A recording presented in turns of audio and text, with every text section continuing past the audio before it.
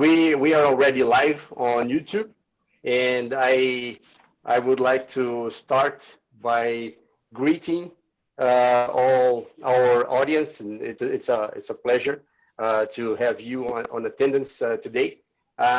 It's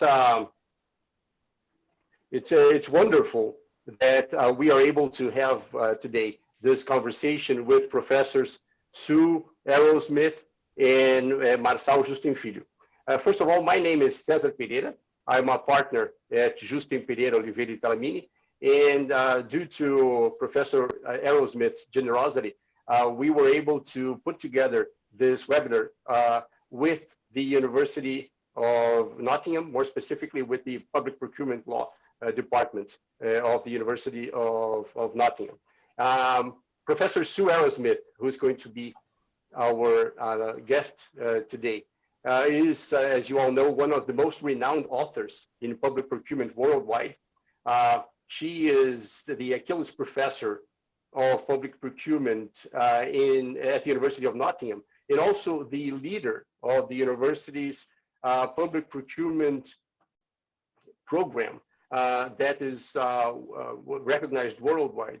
I had the privilege of meeting her in person in 2015 during one of the editions of her conference called Public Procurement Global Revolution. It's a biannual conference, so I've been going there every 2 years, and I again had the privilege of being there at the University of Nottingham as a visiting researcher for a period in 2016. We have been talking about Professor Arrowsmith coming to Brazil since then, and in a way, this unfortunate situation we are all living right now made it easier due to these technological improvements that we're having.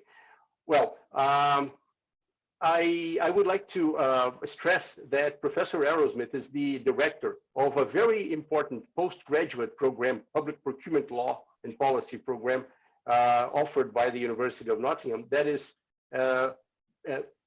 completely distance learning based. It can range from 1 year to program to a 2 year LLM, and I would invite all of you to look up at the University of Nottingham's website more information about this program. We also are privileged to have today with us Professor Marçal Justen Filho, who is known to all of us, and he is certainly the most influential public procurement law author in Brazil, and I am especially happy to have had the opportunity to have Marçal as my boss, as my partner, and as my friend since so many years ago, like 30 years ago now. And it's with great joy that I say that his commentary on the Brazilian public procurement law, which is now on its 18th edition, is a bedside book of every public procurement officer in Brazil. It's that book that you always see when you go to a contracting agency office in Brazil. And so we couldn't have a better lineup for this discussion on how different countries have been responding to the public procurement challenges related to the pandemic. We are seeing everywhere changes in legislation, changes in practice, different ways to view things, and it's going to be very interesting to see how these two remarkable professors will examine issues like how effective these rules and practices are. How do they balance conflicting purposes, such as expedience on the one hand, fight against corruption, and in search for efficiency on the other hand. How transparent are practices in different governments about this? What lessons can we learn from all the efforts that we are all putting into making public procurement happen at this moment? And if there is anything that we can take from this experience into the future of public procurement. Without taking any more of our distinguished speakers' time, I thank Professor Arrowsmith, Professor Marçal, Justen Filho, and I would like then to turn the floor to Professor Arrowsmith for her presentation. The floor is yours.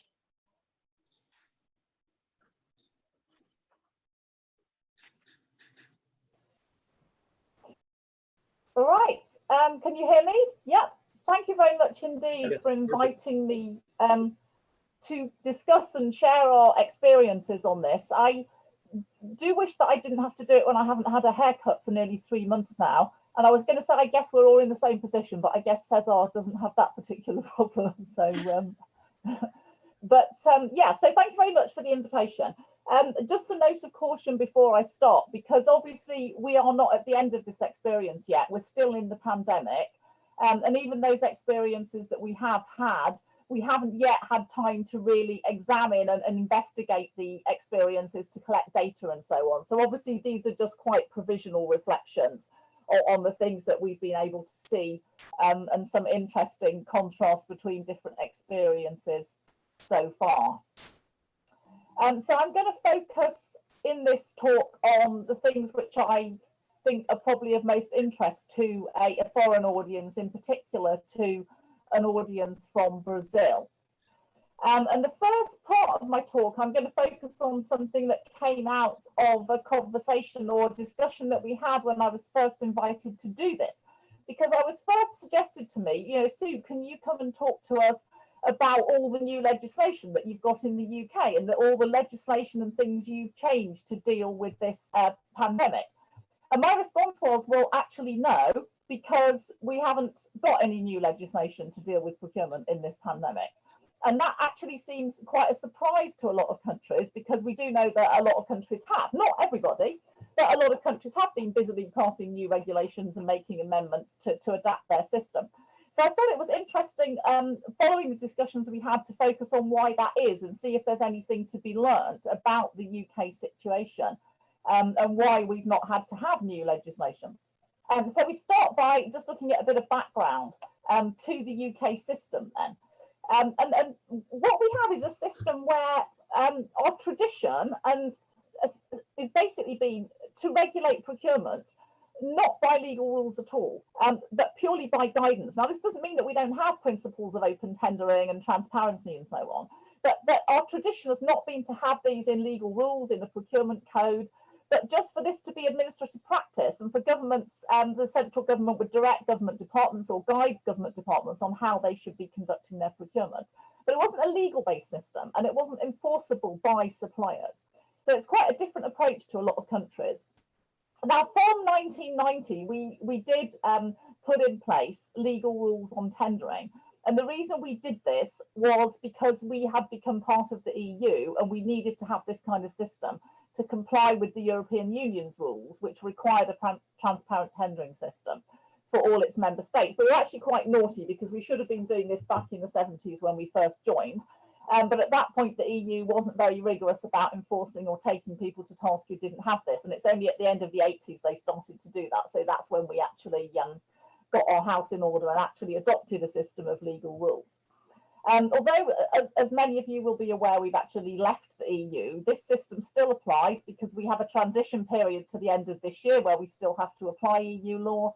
And even at the end of this year, we are going to be taking some time to, you know, work out in detail what's going to replace it. So it will certainly remain in place for a couple of years at least to come.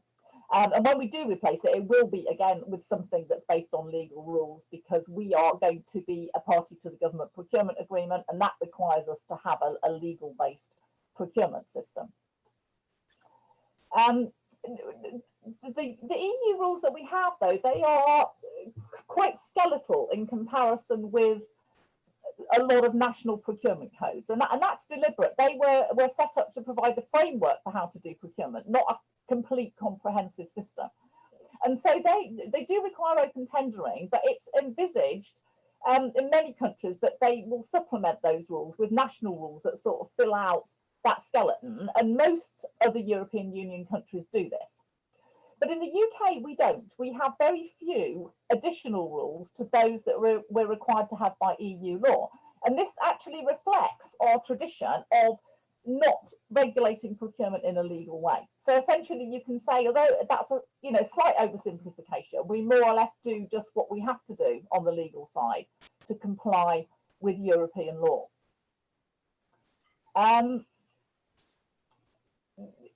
So moving on, one thing behind this that I also need to stress is that, because this system seems very strange to a lot of people, one reason that you have a lot of legal rules that you have on public procurement is because they're seen as a way of dealing with corruption.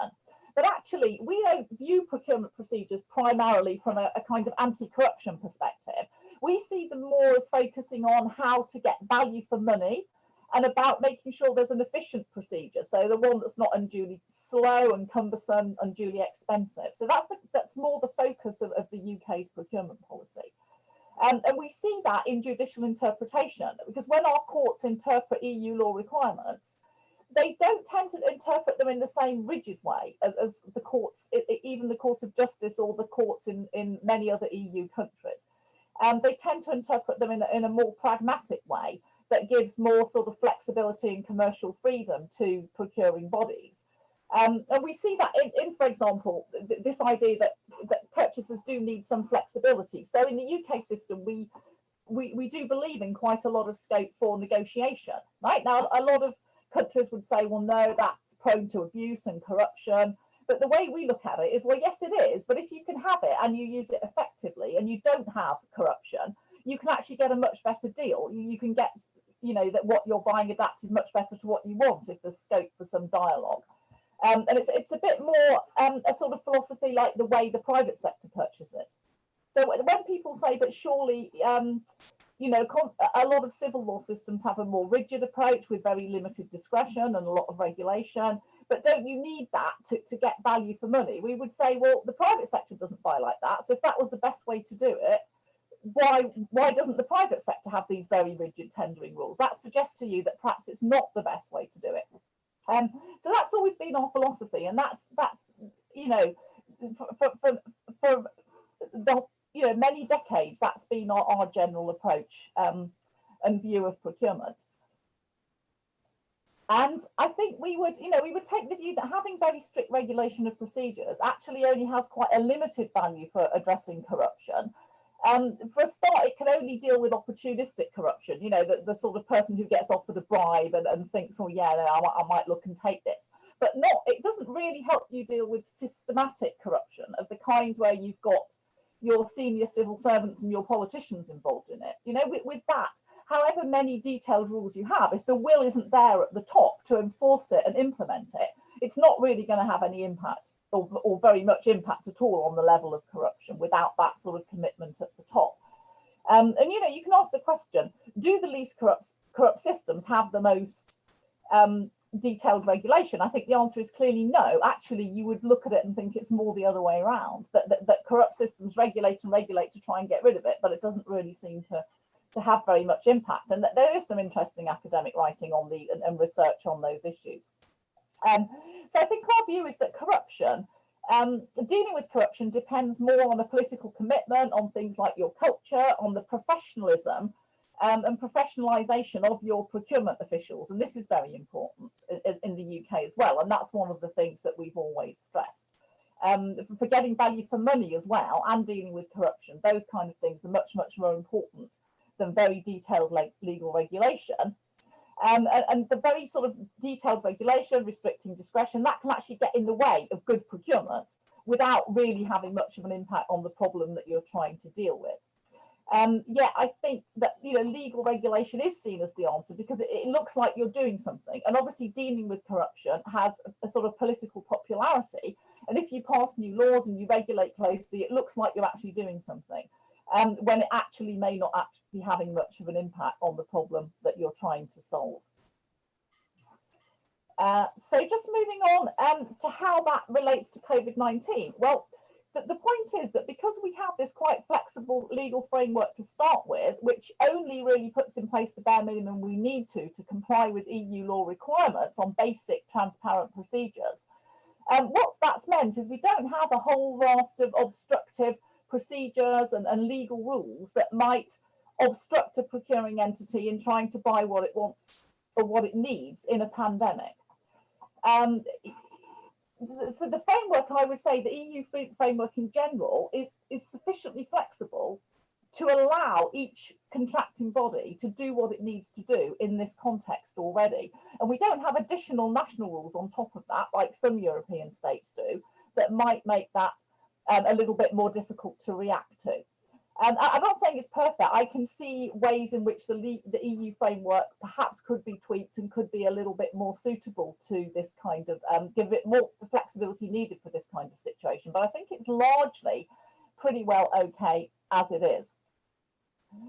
So really, if you ask what the response of our government has been to the pandemic in terms of procurement policy, it's basically been, in terms of the legal framework, simply to issue guidance on how to interpret the legal framework.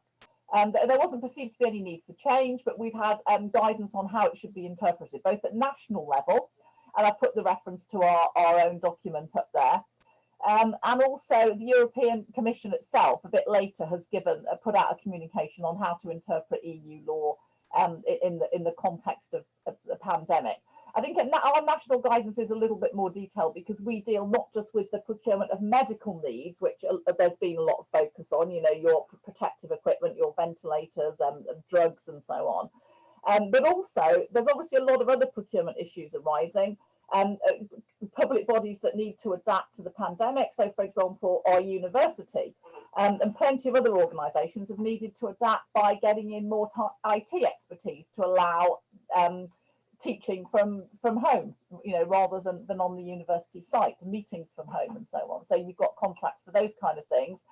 And you also have the issue of how you adapt your existing contracts, for example, suppliers that you no longer need because those particular government functions aren't being carried out anymore. Transport to schools, when the schools are closed, you don't need that contract anymore. How do you deal with that? So our national guidance deals with that, whereas the Commission has largely focused on the procurement of medical needs side of things in its guidance. And so, I mean, the key messages in that guidance have basically been reassurance that, you know, that the procedures that we have in the EU, which allow national governments to deal with urgent situations like the pandemic, can be used in the sense, for example, that this guidance has been advising that you can have direct awards, that's awards without competition, for your immediate medical needs and so on, because they put forward the view that the pandemic was unforeseeable. So therefore you can use those kind of procedures that you can use in unforeseeable situations. And I don't agree with everything in the guidance. I'm not going to give you all a long detailed lecture on EU law and what it means and so on. But I broadly speaking agree with what's in that guidance, although there are a number of things to discuss. But in addition to that, the guidance emphasises that, you know, certain controls apply. So you can't, you know, use direct awards forever to deal with every procurement relating to the pandemic. And if we're looking at something like our university needing to maybe expand its IT needs for more distance teaching from September, we have plenty of time to prepare for that. So while we might be able to use speeded up procedures, there may be no justification to go in and simply because it's related to the pandemic to use a direct award. So that's the kind of general messages coming out of the guidance. And if we just look at the EU framework, it's just very, you know, skeletal idea of what sort of procedures we have that we've been using for the pandemic. We've got the possibility of setting up existing arrangements ahead of time, arrangements that are already there for things like IT needs. The two main types, framework agreements and dynamic purchasing systems, which I won't go into detail of what they are, but they're basically arrangements you set up ahead of time. So if you get an urgent need, you might be able to go to that arrangement and make a quick procurement, but you've already had, you're able to do it in a competitive environment because you plan for it in advance. And with the framework agreement, you would already have the price there. So that's a very good way of dealing with urgency. If you know you have an emergency that could happen, a medical emergency, you're always going to need protective equipment. If you set up an agreement in advance, then you've got the pricing and done on a competitive basis before the need arises. We've looked a lot at using options under existing contracts and also modification to existing contracts. There's a provision that allows a modification up to 50% for unforeseeable events. And there's transparency requirements. You have to put a notice out saying that you've modified an existing contract so people can see what's been done. But that's been obviously quite useful in this situation. Then we have this direct award type procedure. We call it a negotiated procedure without a call for competition, which can be used in cases of urgency, provided that you meet strict conditions. And I've just listed the conditions up there on the slide. For example, the urgency must not have been foreseeable. It also must be such that you can't use other methods. So you do have a kind of hierarchy. You have to say first, could we use one of the other methods before resorting to this direct award without a competition? And then we also have possibility of accelerated tendering procedures, where you speed up your normal open type procedures to a total of, in theory, for 25 days minimum before you conclude the contract. So it's not a very quick procedure. The reality is it takes longer because you have to draft a specification and so on. So you're really looking at a bit longer than 25 days. But that could be suitable for things that are arising that you need to deal with in a few months' time. So that's sort of broadly the framework, the legal framework we're looking at. So what, I mean, just reflecting on this, you know, the fact that in the UK we've used this framework, we haven't perceived the need to regulate in any way how it's used. We leave this up to individual contracting authorities to apply it to the context of the pandemic. It just raises an interesting question. If you need emergency legislation for a situation of this kind, is this something that you shouldn't be reacting to this by legislating now, but you should perhaps think at looking at changing the general legal framework? And obviously this pandemic is particularly unusual, but you know, there could be all kinds of emergencies in future. Do you need to look at changing the framework to make it suitable for emergencies ahead of time? Or even, you know, if the procurement system is, well, this is not really good enough for an emergency, it's not quick enough, it's not smooth enough, it's not flexible enough, do you need perhaps to look at the procurement framework and say, well, is it overcomplicated? Is it overregulated? Should we actually use the experience of the pandemic? And this comes on to the second point. How should we change it? Can we look at the way a more flexible or more rapid framework was used in the context of a pandemic and say, would that be suitable actually on a wider scale? And what lessons can we learn from how it's been applied and how we might change our law, including to deal with problems in the way it's been used in the pandemic? So I think that's an interesting question for countries that have a very regulated system to think, actually, do we need all this regulation, or are there other ways that we can try and deal with procurement? Okay, and now the second theme that I just want to come on to, which I was asked to comment on, is, okay, supposing you're using these emergency type procedures, particularly direct awards, how can you balance the need for speed with the issue of cost, with getting good value, and with keeping integrity in the process, keeping corruption out of it? And I put a little magic wand up there because it would be nice, wouldn't it, to wave a magic wand and be able to reconcile these things so that you had speedy procurement with no corruption and all, you know, good competitive prices.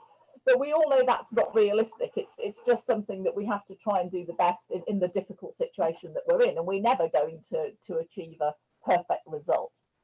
But here's just a few thoughts from, if you like, a European perspective. Again, from a UK perspective, we would say that doing this depends more on sound political decisions and sound commercial decisions than on legal rules and procedures. You know, legal rules are not going to provide you with the answer to this question. And it's actually interesting that in recent years, the EU as a whole has come to focus more on that element of procurement policy than simply regulating how procurement's done in the member states. And in 2017, the EU launched an initiative on professionalisation in public procurement to try and encourage a focus on dealing with procurement more, not just by regulating how it's done, but on education, on good development of procurement officials as a profession with good commercial skills, with good ethics systems and so on, as a better way of perhaps dealing with ensuring efficient public procurement. And that's pretty well in line with the approach that we've tried to use for a long time in the UK. So I put a reference there to the European Union's document on that particular issue, and it does have a lot of sort of case studies and suggestions and illustrations of this kind of what you might want to look at here. So, you know, how can we deal with these kind of problematic situations? Well, really planning, as I've already mentioned, is obviously very, very important. And for dealing with this kind of a medical emergency, or even future emergencies of a kind that you might foresee, whether these are, you know, catastrophic weather events, volcanic eruptions, whatever, obviously, you know, think of stockpiling. If it's reasonably likely to happen, or if it's likely to be very serious when it does happen, you might just simply want to have the procurement done ahead of time. And this is what we tried to do in the UK. We actually had looked at risks to the UK. Believe it or not, we'd put pandemics at the top, even above terrorism, and we had decided to make stockpiles. So, you know, we had this plan, but we didn't do it properly. We didn't follow our own policy. The stockpiles that we had, when we got to it, were out of date. They weren't sufficient. So, you know, that's just a question of you know, political commercial decisions. It wasn't that we didn't foresee this and realize we needed to do it. We just didn't do it. So obviously you have to think seriously about planning, and then when you plan, you have to stick to what you're doing. Now, I can't comment too much on that because obviously we haven't investigated fully the situation, but I'm sure that's something that will happen in due course. And then we were also, I think, very late to react to the problem when we realized that this problem existed.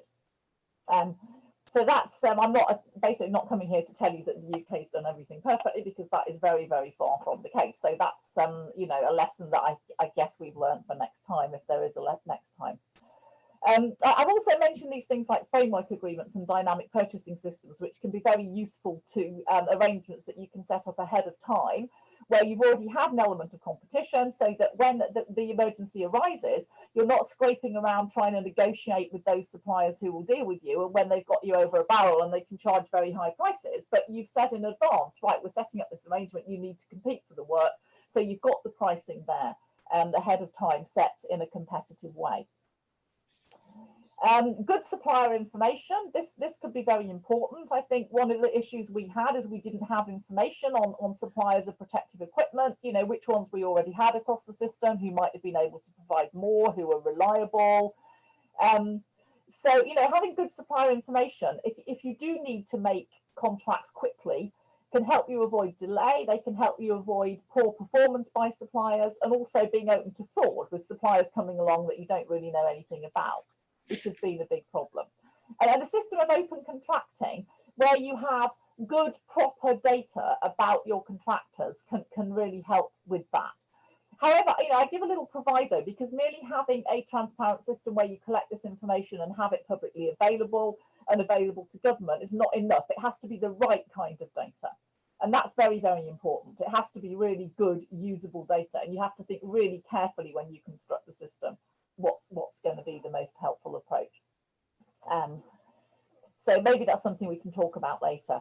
Also, you know, it's worth thinking about joint procurement and coordination between government. We've had a lot of situations in Europe where you've had different, and around the world, where you've had different local authorities, different levels of government competing with each other for scarce supplies, sometimes bidding against each other with the price going up rather than coordinating. So you don't get the best deal, and you don't necessarily get the equipment going where it's most needed, which is another concern. So obviously that kind of cooperation is much easier if you've set that up ahead of time. And we've had some experience of that in the EU, but I don't really have time to go into that in detail. Obviously, you know, balancing these considerations, we've got, as I've shown you in that previous slide, strict conditions on using emergency procedures. which is all very well, but I think the real issue is how do you enforce them and make sure that contracting authorities only use those procedures when they're justified in doing so. One way that countries have done that often is by having an approvals process, so you have to get approval from a higher individual or a higher authority, but of course if you need to act quickly and the approvals processes aren't swift, that can be a big problem.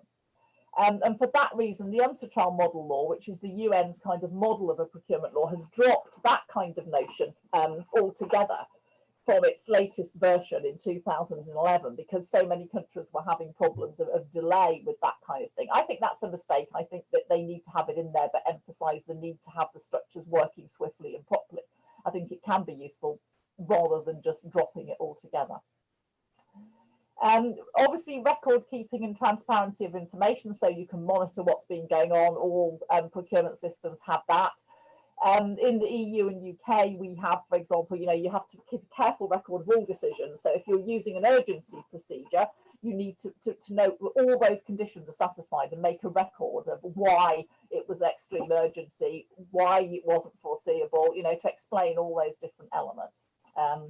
And again, a kind of open contracting approach can help you here, but obviously only if people are actually complying with it and keeping and publishing the information.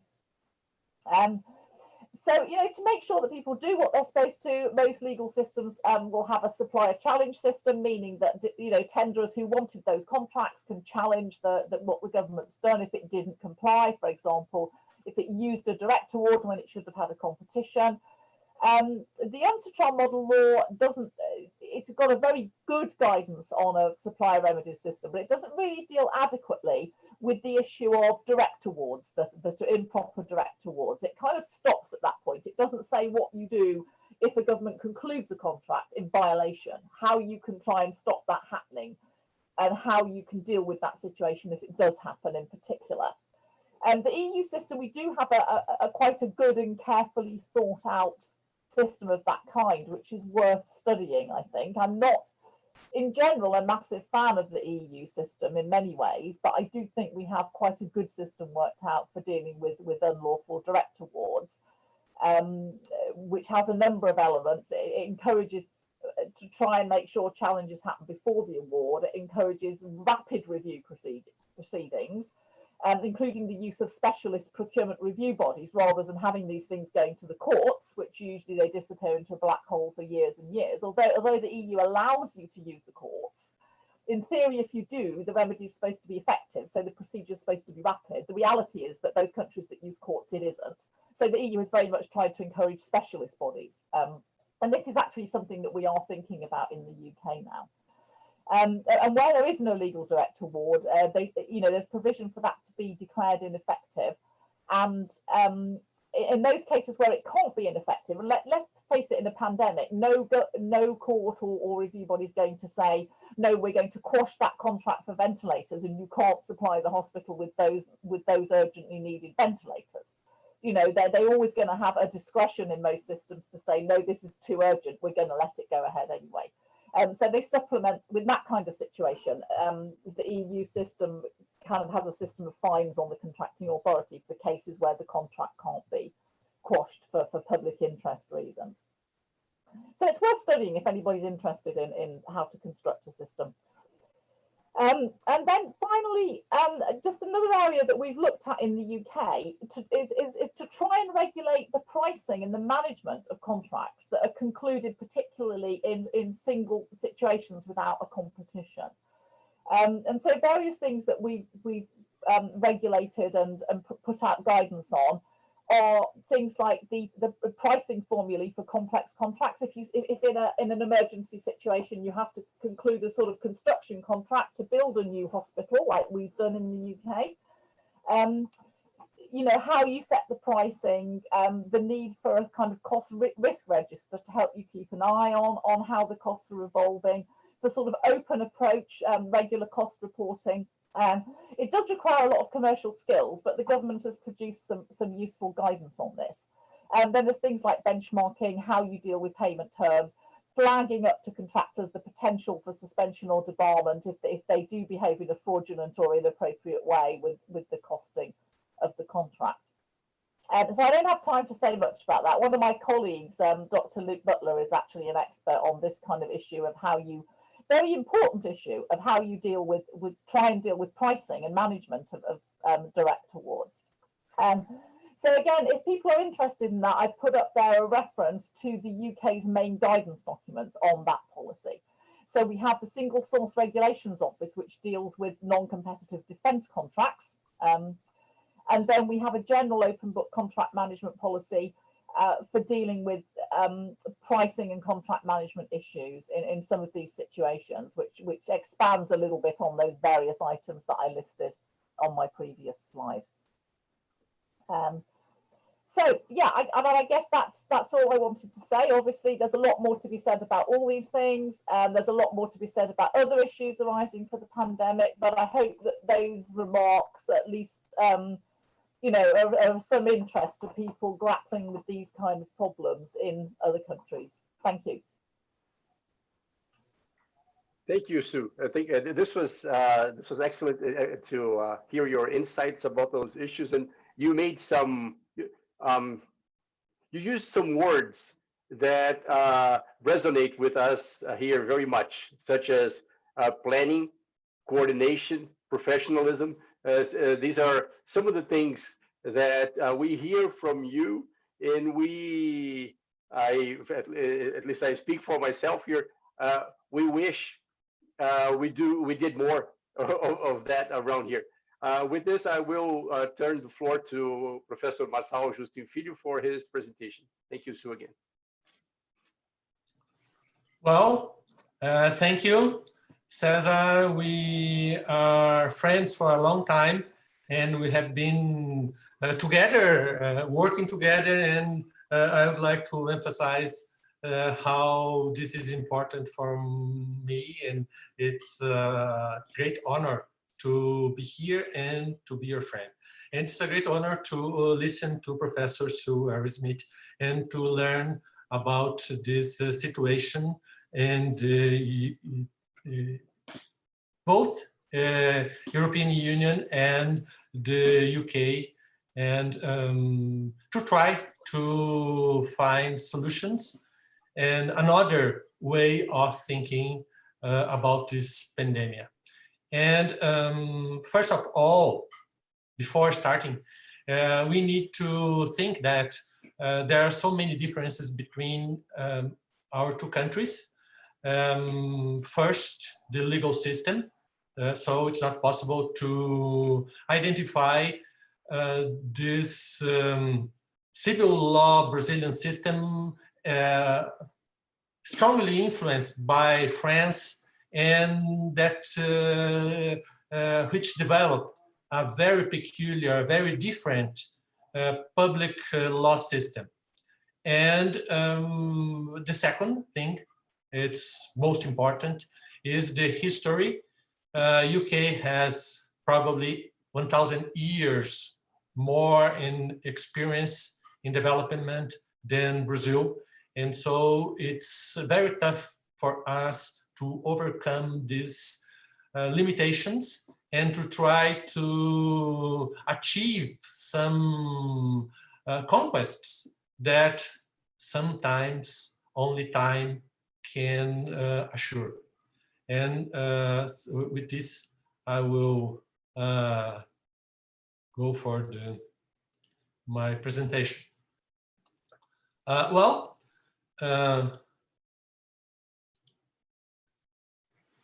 I'll give this brief approach of the public procurement law in Brazil. First of all, Brazilian Constitution establishes a mandatory bidding for requirement for every public procurement. And Brazil has a very complex and long law. And this very complex and long law leads to a paralyzed system. And there are several problems. I think that the main problem is the lack of a specific intentionality. In a sense, there is this confusion between fighting corruption and gaining efficiency. We were in this stage of thinking where people think that just avoiding corruption will assure efficiency, as if suppressing corruption, the result would be automatically efficiency. And this is not true, and your speech was very clear about that. And the other problem is that our law, we have several laws, but all of them are related to our framing in the 1980s. So we have this kind of roots in the past, and its influence we still experience now. And the problem is that prevails idea, one approach of formalism and legalism. And formalism in the sense that everything that is not compatible, strictly compatible with the law, will be null, will be void. The second thing is that we have this strict legalism, meaning that people, we here in Brazil, think that the law can give all the answers and must give all the answers. And flexibility and discretion are to be avoided. The result is a very rigid system, an attempt to have all the rules on the level of the law. And it's not enough. It would be enough. But we have in Brazil a public law approach with the rejection of the market, as if market was not suitable for administrative contracts. So we don't have the same rules for the private sector and for the public sector. All the contracts made in the public sector follow different rules from the private sector law.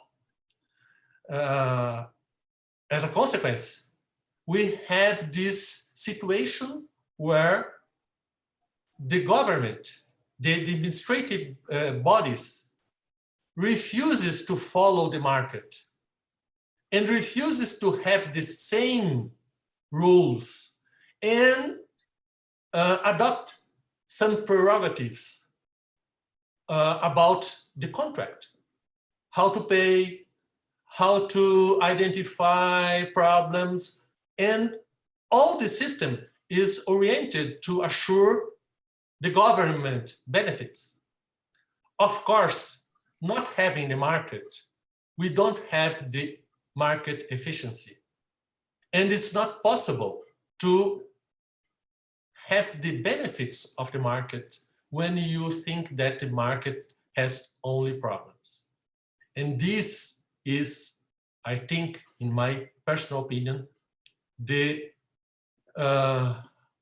most problematic defect, most problematic challenge for us to overcome. Well, the crisis caused by the pandemic showed immediately the inadequacy of this system.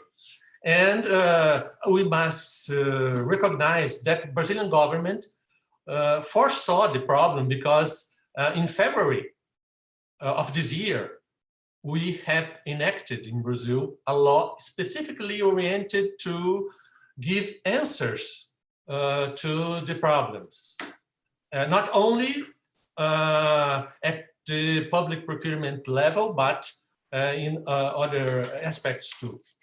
And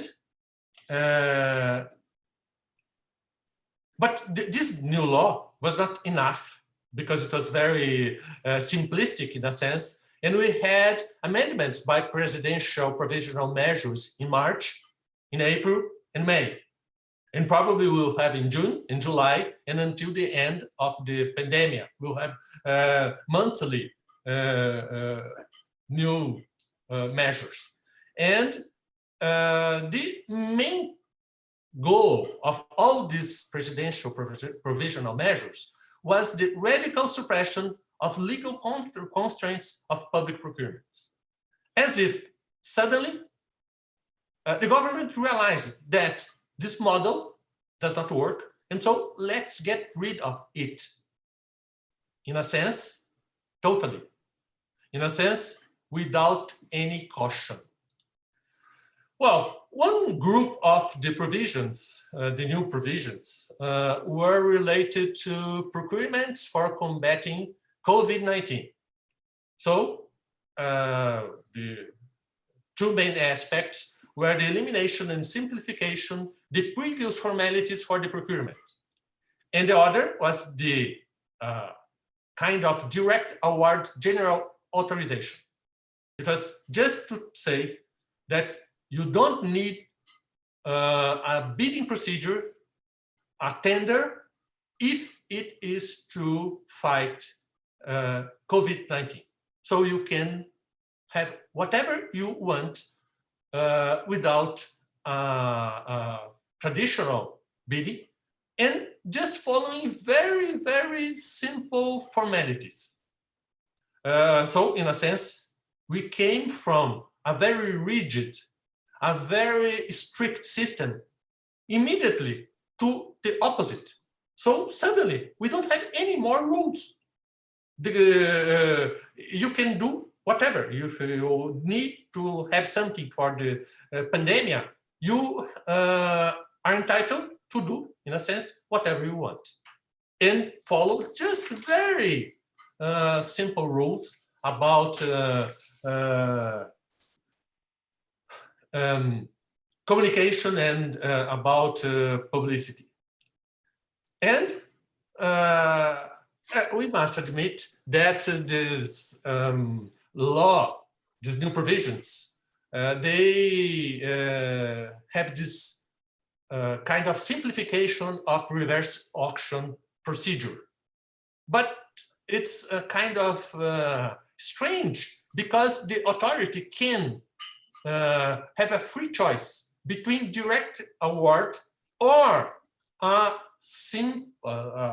they are calling here the speed, this reverse auction procedure simplified. And you can just make a choice, one or other. There is not some order of preference for one or for the other. So nobody is using the reverse auction procedure because they are entitled just to have the direct award. And we have even a specific question here, theme here in Brazil, the system of price registration. It's something very interesting about having a kind of relation of goods and services to be contract. And usually it was preceded by a strict bidding procedure, and the law allowed for direct award even for this. And there are the general procurement statutory provisions, and basically 3 or 4 measures were raising the price limits for direct awards, again, reducing the use of tendering and bidding procedures. So we'll be able to, the government will be able to have contracts directly without the tender because of the low price, the value. The adoption of the authorization for the adoption of the RDC procedures. RDC is this system of bidding created for the World Cup in 2014 and 2016 Olympic Games. All these sports bidding systems, and this is one of the things that you care a lot about and you cared during the time. And this law was almost obsolete, and it was we have this authorization for its use now, and the authorization to lump sum payments. And this is one of the things that in Brazil was forbidden. The payment for the contractor was conditioned for the execution of the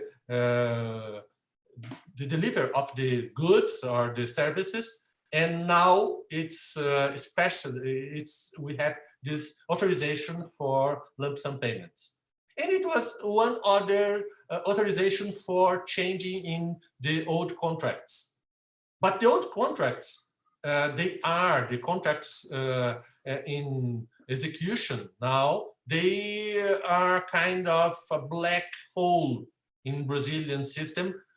We are trying to find the solution for them, and in a very regulated system like ours, this is a problem, and we don't have still now a solution. There is a project in the Congress to provide measures to overcome all these problems that have been caused by COVID-19. So we have this chaos in public procurement in Brazil now. First of all, you talked about the problem. The plurality of contracting government entities and the fight amongst them. They are fighting without coordination. They are trying the best, I think, but each contracting entity is trying by itself to solve all the problems, the local problems, the national problems, and the result of the lack of common grounds is that we are having the raise of the prices, the scarcity of goods and services, and the conflicts, the political conflicts between different authorities, because the president says something, the minister says other thing, the governor of a state tries to do something, and suddenly the governor of other state, the local authority. So it's kind of a problem where everybody wants to be better, but the result is that everybody is worse. And the award of contracts without defined criteria. So, as I said, we were on a very regulated scenario, and suddenly we changed it to the opposite, and now we don't have criteria. Before it was just fighting corruption. Now we say, well, just try to fight corruption and to achieve efficiency, but let's have a good wish. Let's wish that this will be for the better, for the best. And of course, we now are facing 3 plagues. The new one, COVID-19, is very serious. It's mortal. And we have 2 old plagues, the corruption and the inefficiency. And we have to face the 3 plagues simultaneously. And it's very difficult to succeed when we have something new, something that we don't know how to defeat, and we have to face these other 2 traditional problems. And in conclusion, and we can discuss this better in the sequence, we must recognize that cultural characteristics have implications, and one thing that Brazil must take conscience of is that corruption and inefficiency cannot be fought just through the laws. It's impossible to transform Brazil or any society just changing the law. And we have this kind of utopia. We have this kind of illusion that we will have a new law about bidding procedures. And so this will solve all the the millennium problems that we have in Brazil. And so this will not happen. And there is this final question. Will we learn the lesson? Will we be able to try to fight this COVID-19, not only with new laws, but with this commitment of the society, changing the habits, recognizing the need of cooperation, and having more intense proximity with public sector and private sector, because we have this idea that private sector is bad. We cannot allow private sector to develop by itself, because this would be kind of a sort of impossible to control. And so the government, the Brazilian government, tries to create a sort of parallel reality for public procurements. And the result is very bad. And we are facing the consequence for this now. Thank you.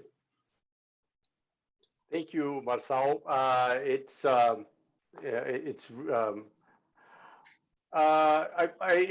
It's a pleasure, but it's on the other hand, it's not really a pleasure to have such a realistic and comprehensive description of the chaotic practice of public procurement in Brazil. And I think maybe we could start this discussion on that point.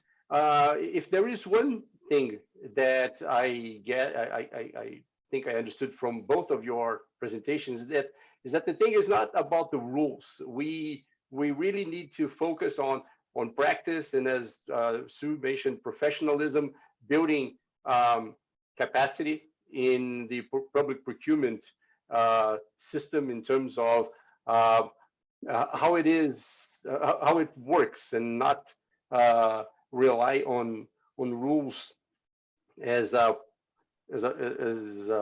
artificial way to pretend we are making it work. And Sue, I would like to ask you first, given your very extensive experience in the whole internationality of the public procurement program in Nottingham, how do you see our way forward in Brazil? How can we implement some of those premises that we should focus on practice? We should try to forget this illusion of trying to make things work only by changing the rules. Well, that's a difficult one, because I'd need to know a lot about the Brazilian situation. And I guess my suggestion would be to just explore the experiences of other countries, to have a good look at what the UK has done, to have a look at the Chartered Institute of Procurement Supply, which is our professional body, to have a look at all the initiatives that have been going on and the efforts that the United States has made on this, for example, to have a look at what the EU has done and what the experiences have been, maybe of countries in a similar position to Brazil who've tried to implement these kind of changes, and then just adapt that knowledge to Brazil. And the other thing that I would say is, obviously, you know, it's always good to use the momentum from some sort of event like this to try and push that kind of agenda forward. So obviously the pandemic does create a political opportunity for anybody who wants to try and promote that agenda. And it's, you know, it's worth seizing on the changes that have been made, and And I guess that another thing that could provide some political impetus, of course, is the potential for Brazil to be joining the government procurement agreement of the WTO. And that really does represent a very good opportunity to learn and to look at what's happened in other countries, because there are so many other countries that have recently come from a similar situation and have looked at how to maybe adapt their procurement laws and done reforms in part in the context of WTO accession. So I guess the thing to do is to just capitalize on all that politically and practically, and then try and see which of those experiences relate best to Brazil, because it's very important to actually look at the context that you're doing this in, which is where I lack the knowledge. And I would never say you should just do it the way that this has been done in the UK or that's been done in Europe. You have to take all that and look very carefully at how it might and might not work in your particular context. Marçal, do you see a bright side on this initiative of trying to do away with rules and trying to, in a way, put procurement officers in the position of having to make decisions not strictly guided by previous rules? And do you think we could work on that from now on and try to develop from there something more related to a more professional approach to public procurement, and maybe build on this new experience and try to make public purchases more similar to what happens in the private sector? Or is that just wishful thinking? Yes, it's of course it's a wishful thinking. Yes, true, but not only this. I think that the situation has some good effects in some sense. It shows that the Brazilian model of regulating public procurement is not adequate. It's not the best solution. So as the government had to just change dramatically and in very strong terms all the basic rules of public procurement, this shows that this system is not working, and it's not working not only because COVID-19, but because it's flawed, because it's not the best solution for gaining efficiency and fighting corruption.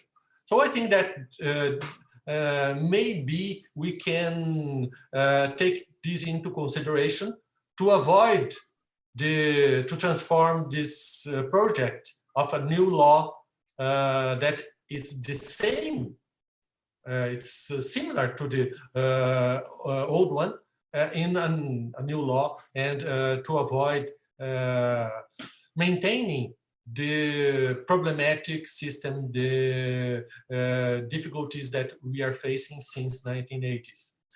And so in this sense, I think that it's very good. But we have other problems, and they are very complex. We have now political problems, and it's very difficult to achieve a kind of a pacific understanding between Brazilians. So we are having the political conflicts, and every subject will be a pretext for new discussions. So it's very problematic now in this moment to have in Brazil to have an answer. Of course, Brazil has political problems. In UK had political problems and have political problems. And so in a sense, political problems are inherent to every country, of course. And but in this moment, it looks like Brazil is a little more problematic in this area than other countries. The other things are very traditional in Brazil. One is the protectionist point of view. So we have this idea that we cannot open our market for foreigners. And this is very serious because we don't have competition. And the most important thing is to, and I think that I'm saying a very evident thing, but in Brazil, sometimes evident things are not so evident. And we need competition. We need competition to increase efficiency.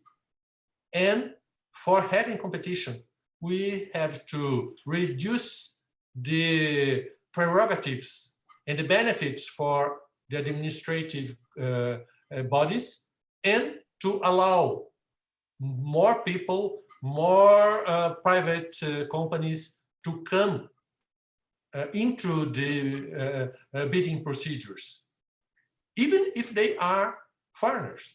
And so we have to change our way of thinking, the division between state and nation, in a sense. This is something very big, and it's greater than discussing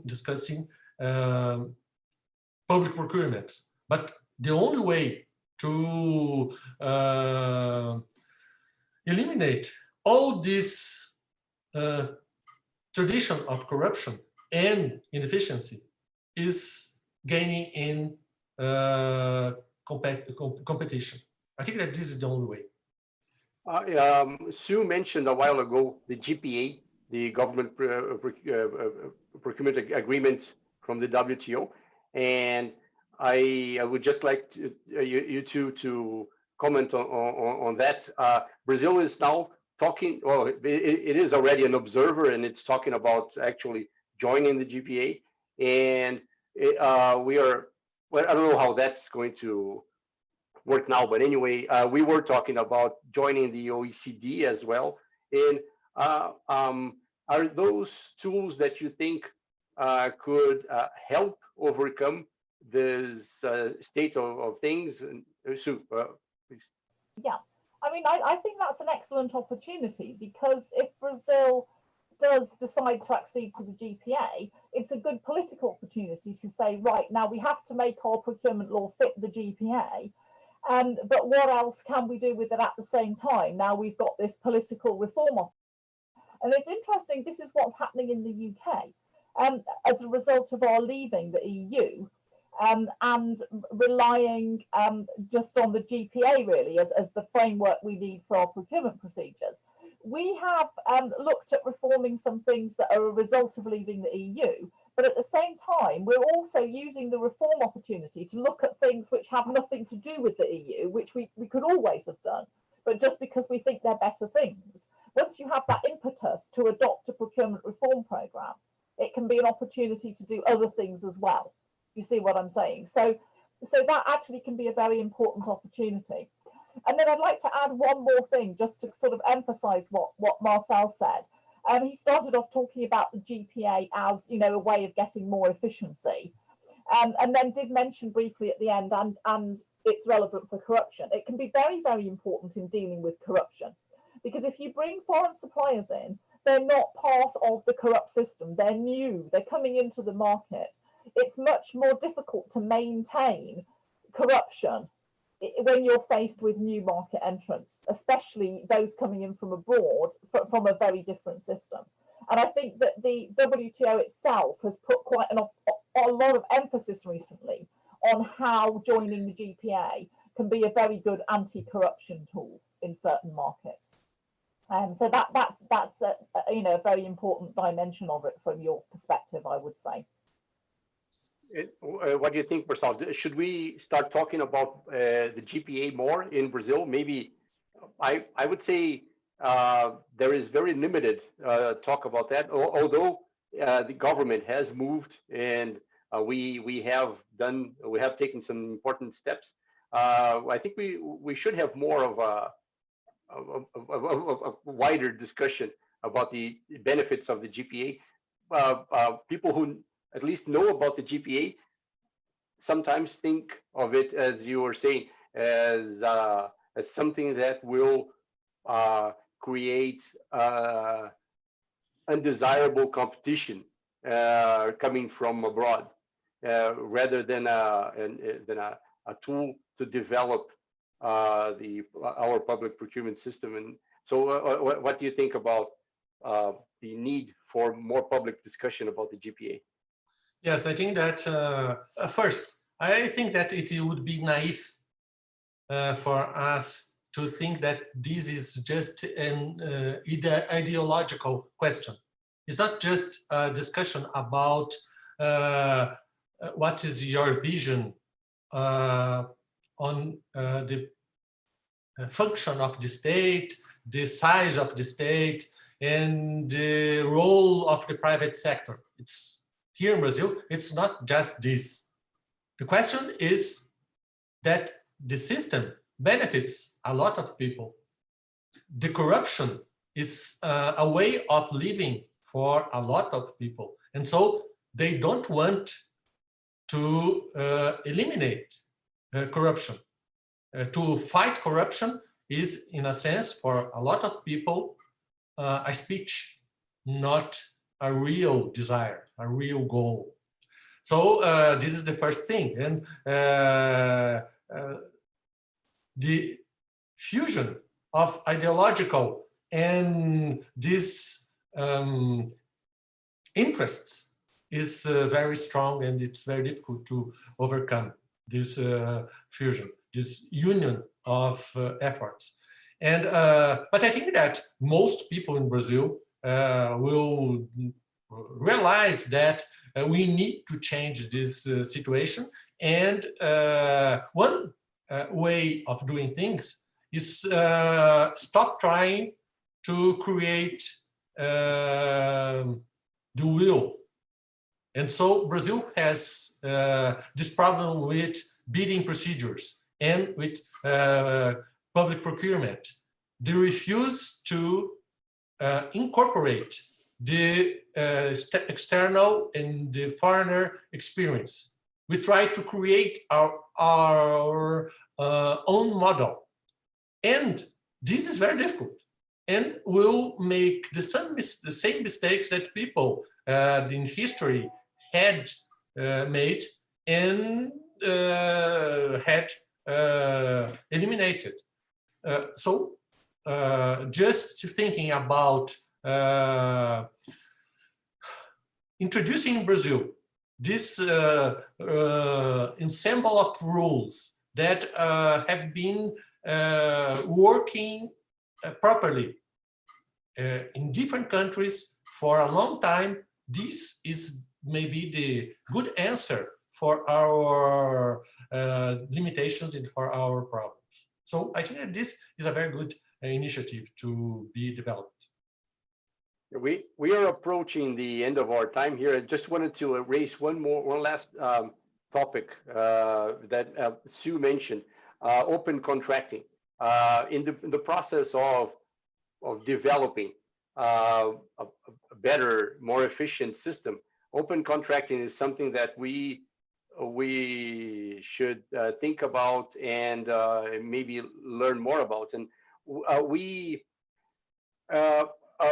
Sue mentioned dynamic purchasing and framework agreements. Marçal mentioned price registration, which is pretty much our approach to that. And that is in Brazil, as he mentioned, that had been usually done through mostly electronic reverse auctions, and that generates an incredible amount of data about government purchases. And but Sue mentioned that data is not enough, right? It's what you do with it and what kind of data you have, and those are the tools for open contracting. And so, Sue, maybe if you could give us some more details about what aspects of open contracting maybe we should focus on in this quest for a more reliable and efficient system? Well, I mean, I guess it's much more fundamental than doing things electronically and seeing what data you get, putting your contracts online, putting your information about the contracts online. It's something much more radical. The organisation Open Contracting that provides support to governments or entities that want to do this, it conceives it as a much more radical approach. It's like designing your whole system from scratch to be an online system with certain types of data. And it takes a lot of work and effort. I mean, there is something called the Open Contracting Data Standard, which is used as the sort of method of putting that data out there. But I would advise anybody interested to look at the Open Contracting website. I mean, this organisation is a spin-off from the World Bank, actually. It's a non-profit body. And it does just provide a lot of detailed support to governments or entities that want to look at this. And the way that it's often done is by just, obviously great if you can take the whole country and get the whole country committed to it, but it's more common to experiment with this and put it in place for certain entities or sectors or areas as a starting point to demonstrate the benefits or as a to see how it works in a particular country. So I would just urge you to have a look at that and see where you think the potential is for starting off with that. It's quite a radical approach, and it is really important that it's not just a question of having your data there. It's actually thinking very, very carefully about what data you're going to put into the system in the first place that's going to be able to bring all the benefits of open contracting, both in terms of the availability across government to look at all this data and use it, and also, you know, for stakeholders to be able to scrutinise what's going on. But it really, it's not just the openness, it is the nature of the data. Which is very important and takes a lot of thinking about. Yeah, I saw that on the Open Contracts website. They actually mentioned a few experiences in South America, one in Colombia and Paraguay and Chile. And it's pretty much, as you were saying, things that are related to specific sectors that will probably prompt more awareness of those procedures and growth. Right? Marçal, do you see potential for a more efficient use of all this information that we have been gathering in Compras.net, in similar platforms? It seems that my impression is that we use very badly all that information, and we even without going all the way to an actual open contract, we could do much more with the information that we already have, right? Yes, this is true. One of the effects of a federation like Brazil is a lack of gain with all this information, because sometimes the federal government has a lot of information, and we have 27 states and federal district and 5,000 municipalities. And so it's very difficult to coordinate all this, to have coordination, and to each body to take advantage of this information. And we are not talking about the state-owned companies and other entities that, in a sense, are working with public procurement, in a sense. But the other thing is that we cannot, in Brazil, use all this information about the private sector, because the different rules on the contracts will not allow the identification of the situations, the prices, and the services. A lot of companies in the private sector will not be willing, are not willing to participate of public procurement, because the uncertainty is so great that they are not, they will not make offers. They will not go into tenders, and they just refuse to deal with the government. The government is not reliable.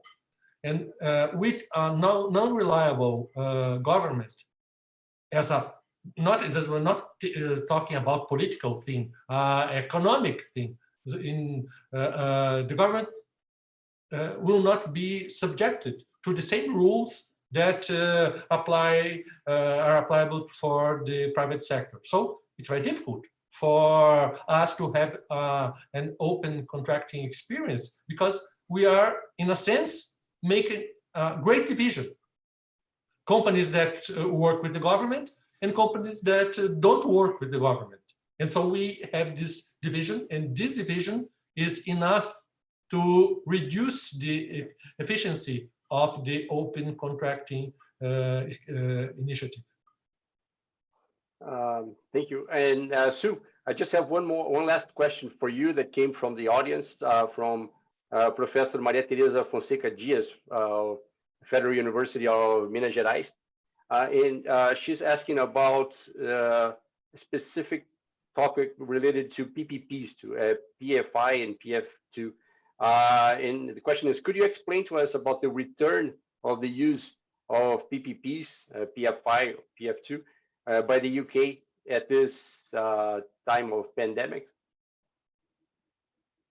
And I give you that question before I giving you a minute for some closing remarks, and then we will close around the time we were planning. I mean, I'm not aware of any discussion around this, really. I mean, the PFI, PPP type approach, we're usually talking about very major long-term projects that are planned a long time ahead. So I'm not aware of any talk about any particular issues relating to the pandemic arising out of that at the moment. The discussions have all been, I mean, we have had quick construction of hospitals, temporary hospital facilities. But when we're talking about PPPs, PFI projects, we're usually talking about very major projects that take many months to do a plan for over a very, very long period of time. So and do you know, after leaving the EU, under this new Brexit scenario,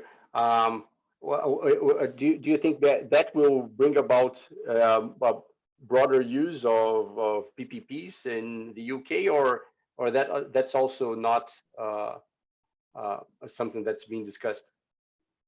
No, I don't think it really has any implications for that. I mean, I think that that was something that the UK was very big on a long time ago, and the use has diminished. Actually, the government's concluded that a lot of these kind of projects are not really quite realised the benefits they should be. In fact, quite the contrary. They've been successful in some sectors, but none of that's really tied to the EU. I would say the major implication of our leaving the EU in that regard is the EU has a distinction. It has like different sets of regulations for sort of regular public contracts and concession contracts, which are a major type of PPP.